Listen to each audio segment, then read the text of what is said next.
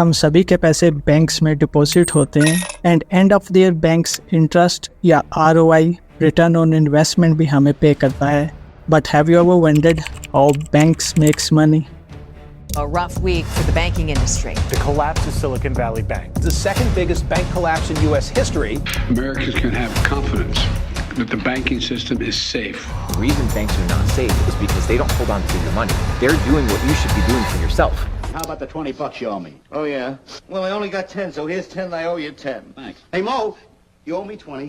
Well, here's 10, I'll owe you 10. You owe me 20. Here's 10, I owe you 10. Here's the 10 I owe you. Here's the 10 I owe you. Here's the 10 I owe you. Good, now we're all even. अब ऐसा नहीं होता कि bank आपका deposit किया गया cash उठाता है और एक बहुत बड़े से लॉकर में सेव कर लेता है और आपका कैश उधर सेफली पड़ा रहता है. So that's only shows in the movie. In reality story is pretty much different. Example के लिए दैट्स यू एंड आपने $100 डिपॉजिट किए हैं किसी भी बैंक में और ये बैंक आपको अराउंड 4% का इंटरेस्ट रेट पे करेगा. Currently, interest rate on saving account is around 4% है per annum. Now अब यही बैंक आपके डिपॉजिट किए गए $100 किसी थर्ड पार्टी को एज अ लोन पर दे देगा और बैंक इस थर्ड पार्टी से अराउंड 8% का इंटरेस्ट रेट चार्ज करेगा.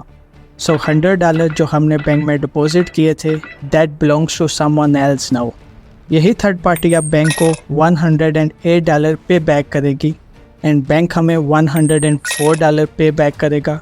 So here bank makes $4 as a profit. So basically it works like this. But यहाँ पे आप एक बहुत ही इंपॉर्टेंट क्वेश्चन माइंड में आता है. अब क्या हो जो $100 बैंक ने थर्ड पार्टी को एज अ लोन पर दिए हैं वो थर्ड पार्टी लोन पे बैक ही ना करे और अब आपको भी अर्जेंटली $100 विड्रॉ करवाने हों. सो बैंक के पास अब $100 एज अ रिज़र्व तो नहीं है बिकॉज बैंक ऑलरेडी उसे किसी और को एज अ लोन पर दे चुका है और वो थर्ड पार्टी लोन भी नहीं चुका रही है and your money is gone. So ऐसी सिचुएशंस बैंक्स के लिए बहुत ही प्रॉब्लमेटिक होती हैं. ऑब्वियसली अब आप एक ही नहीं हो जिसने बैंक में से कैश विड्रॉ करवाने या लोन पर लेने. बैंक के पास होते हैं बहुत से customers but still every bank does not have cash in reserve क्योंकि वो ऑलरेडी किसी को एज अ लोन पर या इन्वेस्टमेंट में दे चुके होते हैं. दैट्स वाई फेडरल रिजर्व्स के कुछ रूल्स हैं बैंक्स के लिए. जितने भी डिपॉजिटर्स बैंक में कैश डिपॉजिट करवाएंगे उस कैश का 10% बैंक में एज अ कैश रिजर्व होना चाहिए. This is called cash reserve ratio. Other than this statutory liquidity ratio होती है. नाउअडेज एग्जांपल के लिए यूएस में SLR कमर्शियल बैंक्स के लिए सेट करता है फेडरल रिजर्व्स. जो भी बैंक्स होल्ड करेंगे मोर देन $250 बिलियन के एसेट उनको रिक्वायर्ड होगा कि वो 3% का SLR रिटेन करें जिसको आप सप्लीमेंट्री लेवरेज रेशियो भी कह सकते हैं. सो इसके बाद जितना भी कैश डिपॉजिटर्स का होगा बैंक्स उनको यूज़ कर सकते हैं थर्ड पार्टीज़ को लोन देने के लिए. लेकिन अब आप ये सोच रहे होंगे कि 70 से 80% डिपॉजिट कैश तो बैंक ऑलरेडी लैंड कर देते हैं तो फिर क्या हो अगर बैंक्स के तमाम तर कस्टमर एक साथ ही विड्रॉ करवा लें अपना cash. So this is called bank run. तो दुनिया में कोई भी बैंक ऐसा नहीं करेगा क्योंकि बैंक्स के पास इतना सारा कैश कभी भी विड्रॉ करवाने के लिए नहीं होता. सो realistically this would never happened. तो डरने की कोई बात नहीं अनलेस लोग पैनिक हो जाएं कोई फाइनेंशियल्स की बैड न्यूज़ सुन के and take out their money. तो फिर एक काम ज़रूर हो सकता है क्योंकि बहुत से लोन्स बैंक्स ऑलरेडी दे चुका होता है और लोन्स लेने वाले लोग वो लोन पे बैक नहीं करते तो इन लोन्स को बैड लोन्स बोला जाता है. सो जब लोग लोन्स पे बैक ही नहीं करते तो बैंक्स के पास कैश ही नहीं होता कि वो आपको पे कर सके. सो ऐसा बहुत से बैंक्स के साथ हो चुका है पास्ट में. फर्स्ट ऐसी सिचुएशन हुई थी सिलिकॉन वैली बैंक्स के साथ. इसलिए एक लिमिट सेट होती है. यूएस में daily ATM withdraw limit depend करती है कस्टमर के अकाउंट पे. लिमिट रेंज करती है $500 से लेकर अराउंड $3,000 तक. ह्यूज सोर्स ऑफ इनकम जो बैंक्स के लिए है वो है different in interest rates.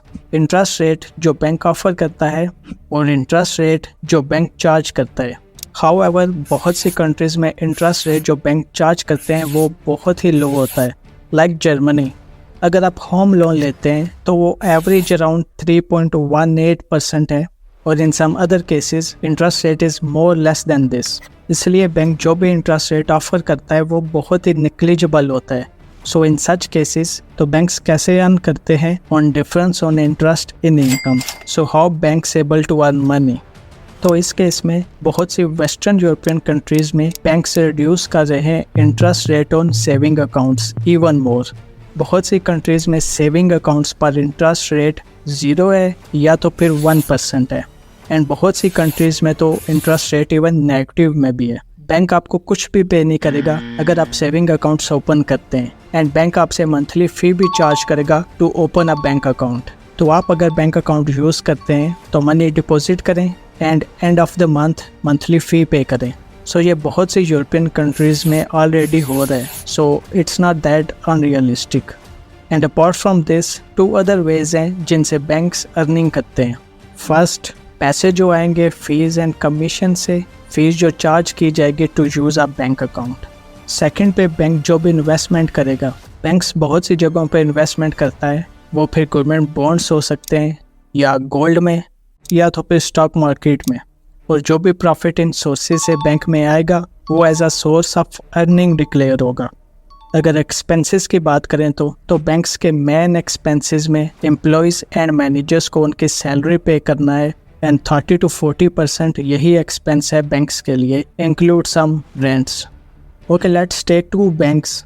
First, BND, bank of North Dakota, and second, JP Morgan, USA largest private bank.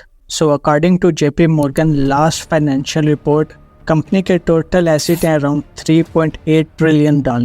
So even though market cap of JP Morgan in billions of dollars, and इसके पीछे की reason ये है कि bank of North Dakota government bank है, सो state own banks को अक्सर government की सुननी पड़ती है, but the other side private banks private होते हैं, तो फिर ये उनके लिए लेवरेज होता है कि वो कहीं पर भी इन्वेस्टमेंट कर सकते हैं।